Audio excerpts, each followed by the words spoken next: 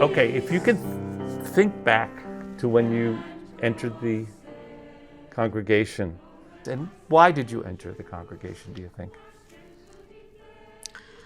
I had these sisters, Cabrini sisters, in elementary school, and I always loved them, and I was always up there helping them.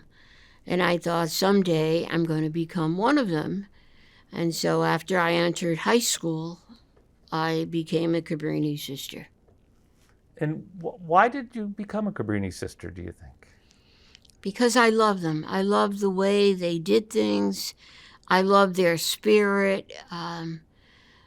They used to be real friendly with the kids, with our parents. They were wonderful. That's why. Did you know anything about Mother Cabrini's charism, about the life you would be entering at that time? I knew a lot about Mother Cabrini because she was canonized when I was in kindergarten. Yeah. So I knew about Mother Cabrini.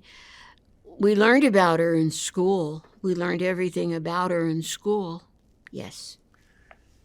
And now, you've been a sister for these many years. How do you feel about the charism now? I feel wonderful about the charism. You know, it was part of me for so long, and now that I'm here, there's a lot of the sisters here, and we talk about Cabrini and different things. So it's very much a part of me. And how was it a part of your life as an educator, for instance? I was in different places, and I always talked about Cabrini as being in that place at some time. And I taught in Highland, New York. I taught in Philadelphia. And it was all part of my life with Cabrini. And I was able to talk about Cabrini. What would you tell people? What did you tell people about Mother Cabrini? That she came and visited many places. She was anxious to help the poor. She was anxious to get to know people. And she was in Scranton, Pennsylvania. I went to that school there, and so she had been there. I was very excited about Cabrini, and I wanted more people to know about her. And you told me that later you got to serve at the Cabrini Shrine in Denver. The shrine was located up in the mountains, and so you needed a good car or healthy legs. That was your choice to walk up the mountain. It was every bit of 2.5 miles up. And the gift shop and different things was at the base. And then you could climb 200 stairs and get up to the top of the mountain. And there was Mother Cabrini up on the top. In your religious life, you lived in community, I believe. Can you tell me about what it's like to live in community?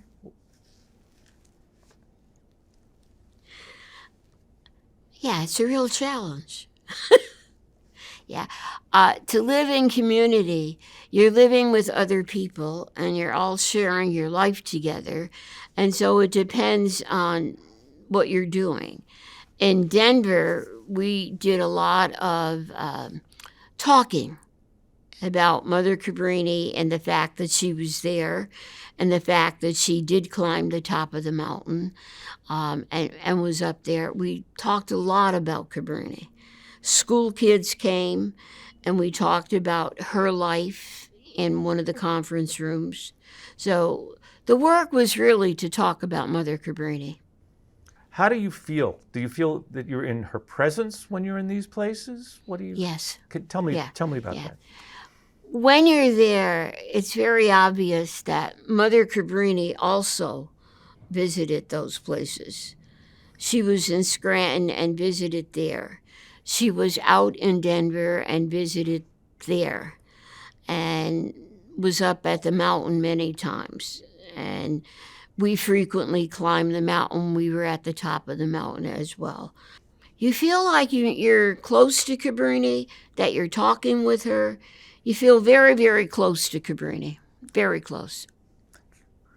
And so a lot of the sisters have been able to tell me, there was one thing in my life as a sister that I remember that changed my life or that touched my heart.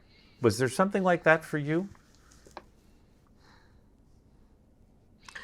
Yeah, I would say being able to climb the mountain and being on top and praying to Mother Cabrini up there touched me very deeply.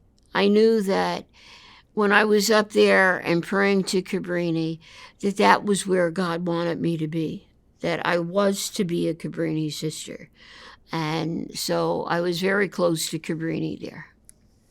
Do you have a ministry today? Do you feel you have a ministry here? Oh, yes. Yeah. There's a lot of sisters here. There's some of our own, there's some of the others.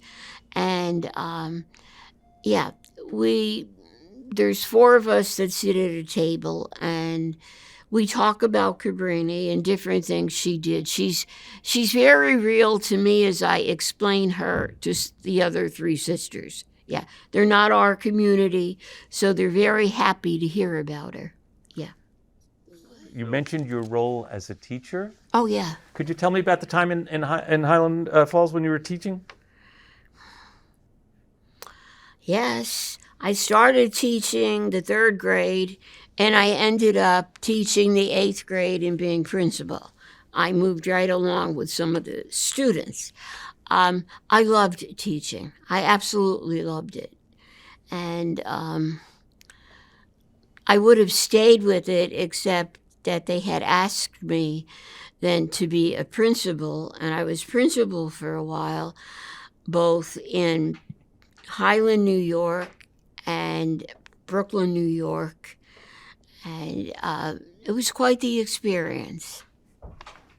How would you explain your life as a religious to a woman who was considering serving that way? Well, I would ask her, what is it that she thinks is drawing her to it? You know, why does she want to become a sister? What is it that she saw in sisters that she liked?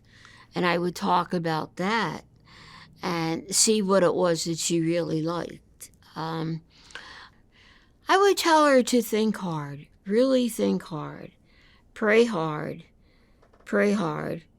look at it, and make your choices. I mean, there's a lot of choices out there. You could become different sisters, you know, but why is it that you want to become a Cabrini? What makes you choose this order? And I don't mean disorder, but I mean, what makes them choose it? I mean, I just loved the Cabrini sisters. I was always down there, even in high school, helping them. Sister, you were an easy one. You answered all the questions. You were great. Good. I loved it. That was easy.